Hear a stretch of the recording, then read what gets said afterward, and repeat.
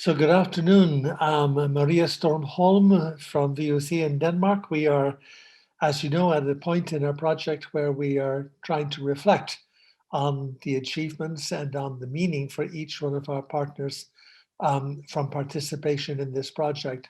So Maria, today in the questions I'd like to put to you, I'd like just in general terms to explore some of the things, your reflections and the reflections you may have had with your colleagues and students.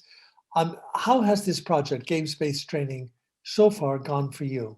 What are the main contours looking back on this? Well, I think that we are getting on very well. The guidebook is almost finished and we are disseminating our experiences with GBT, and we are working on IO2 now, changing the game. So, yeah. So it's a busy time. Yeah, you could say that. Which we can see. And in terms of the project itself, I mean, how would you feel at this stage? What are the strengths? What are the positive things that you have learned from participating in this project? Well, I think it is to collaborate with the other partners and countries about GBT and the knowledge sharing about the benefits of game-based teaching. And as a teacher, there's been a lot of advantages of discussing GBT with Thomas Kunze from Spielmacher, who gives supervision and specific advice on the use of learning games for different learning purposes.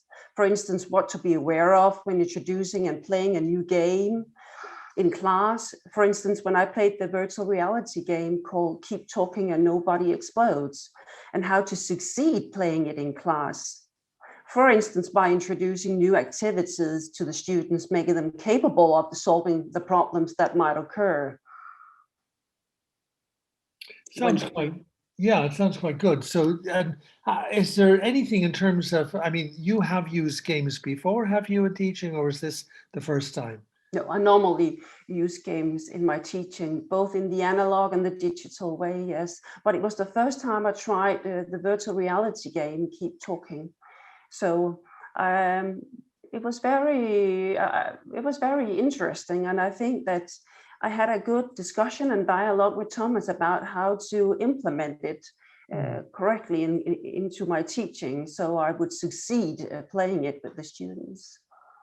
Very positive. And looking ahead, is there anything from this experience, this particular one, I think your comments are quite interesting, is there anything that you've changed because of the project, or is there anything in the future that you may change? I think that getting further with the project, as a result of the problem, I think that I have obtained more knowledge and experience about game-based teaching, and I think it gets more and more obvious how important it is to incorporate games in your teaching. And as a teacher as well, to think differently about how to succeed with your teaching. For instance, the loss of control, handing it over to the students when they are playing and still experience and be certain of that they are learning something. It's a very important point. In general, can I just follow that up a little bit? How have students responded to this? Do they find this a good way to learn, a positive way? They're very positive about it. They have actually asked for it when I was supposed to have them in class at another level. They asked if we could play the games as well, or again, and the virtual reality. They were very, very fond of playing that one. So, yeah, it has been a success. It's great to hear. It just shows you. It also changes your role a little bit, like you say. You're not just giving information to people, but you're actually sitting beside them as they learn. Exactly, and I think that when you move into that sort of bubble, you could say, you actually have to let go as a teacher, because when they play, they do it in their way with the different gamer types or roles they take in the game. So you have to relax about it and just be certain of that they will learn something, because they do. That's my experience. This changes your position, you know, in working with them. That's in terms of the students. How about in terms of your colleagues? Have you talked to any of the other teachers or instructors on this, or people who've been involved in this? What's their kind of feeling about this? I think that we are, at our institution, we do use a game-based teaching in the analog or digital way, and it's actually the teachers who decides themselves whether they want to play them in the analog or digital way. And we are all the time, we are just trying to incorporate and learn from it and to try and teach the teachers of how to incorporate games in their teaching as well. Okay, so far it sounds a very rich experience. A lot of people are benefiting.